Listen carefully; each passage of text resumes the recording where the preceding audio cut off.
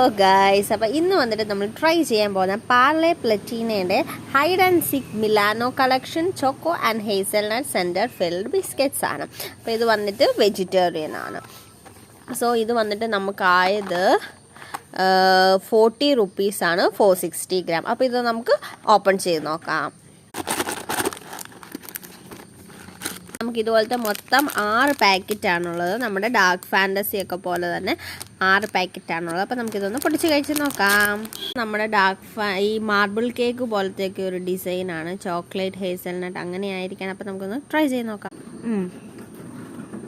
Same നല്ല chocolate ഒക്കെയാണ്, same നല്ല ടേസ്റ്റാണ്.